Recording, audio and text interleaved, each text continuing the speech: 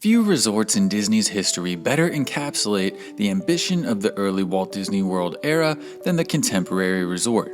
When it opened in 1971, it was the symbol of the future, a bold architectural statement.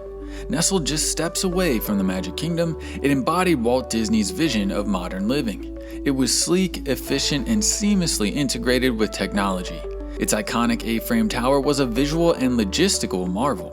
The hotel's rooms were built off-site, hoisted by crane, and slid into place like drawers.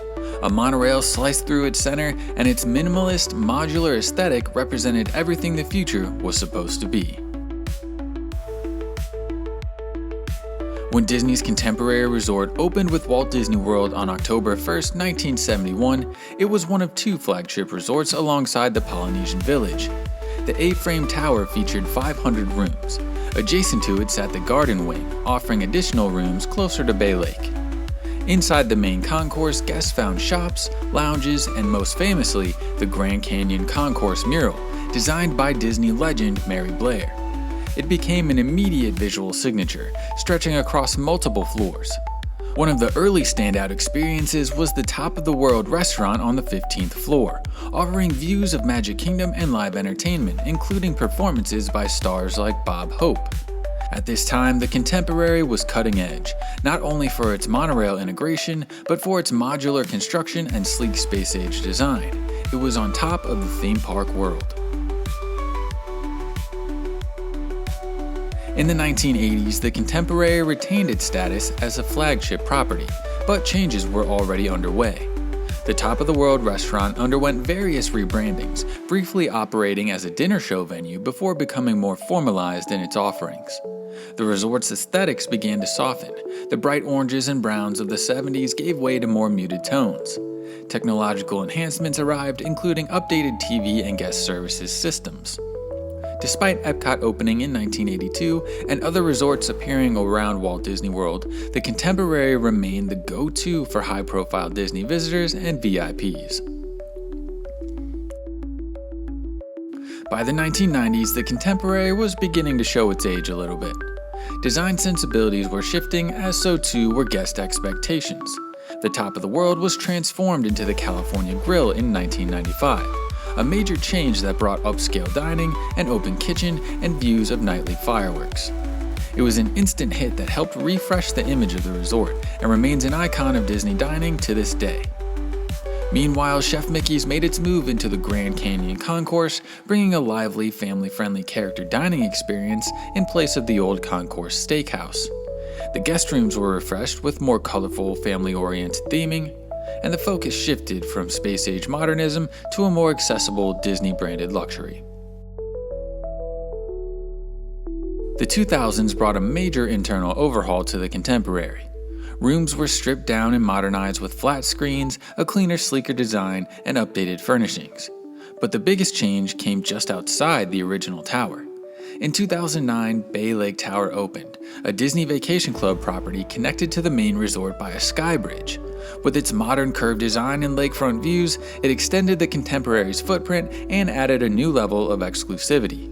At the same time, the concourse saw updates to its retail and dining spaces. The Wave was opened in 2008, bolstering the dining offerings even further with a cool, inviting atmosphere. All the while, though, the Mary Blair mural was carefully preserved despite surrounding renovations, holding on to the history and legacy of the original vision, even as the Contemporary had become a multi-building resort campus. During the 2010s, the Contemporary kept pace with the rapid evolution of technology and hospitality. Magic bands, room automation, and enhanced mobile services were introduced.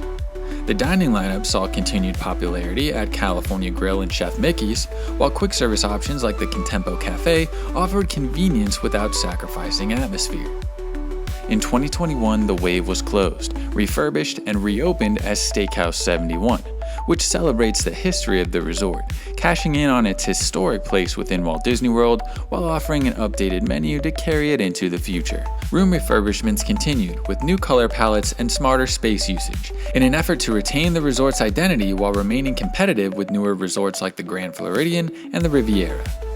This was also the era where the Contemporary's nostalgic appeal started to really kick in.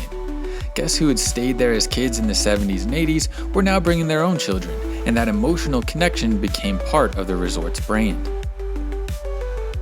In the 2020s, Disney began introducing its intellectual properties more visibly into its resort hotels. In 2021, the main tower rooms of the Contemporary were reimagined with Incredibles theming, incorporating character designs, mid-century flair, and other various stylized Pixar references. This was a part of a broader trend, blending storytelling with hospitality and appealing to younger audiences while still honoring the resort's retro-futurist DNA. Some longtime fans were not so happy with this theming, myself included if I'm being honest. The Incredibles franchise does not seem to really flow nearly as well with the resort's core theme as other movies do with their respective resorts, like Moana with the Polynesian or Princess and the Frog with Port Orleans. These new Incredibles updates do, however, undoubtedly expand the appeal of the resort to a wider audience, specifically to families with children who won't care about the resort's original vision, but will enjoy Incredibles theming, so I guess it's understandable. Over 50 years after its debut, Disney's Contemporary Resort still stands tall, both literally and symbolically. Throughout these decades, the resort has managed to maintain its status as one of the most iconic Disney hotels in the world, even with its bumps and bruises along the way.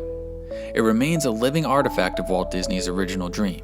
It's a landmark in Disney history, and a beacon of what can happen when imagination and innovation are allowed to shape our world. And as long as the monorail glides through its heart, the Contemporary will continue to guide Disney into whatever future comes next. Thanks for watching.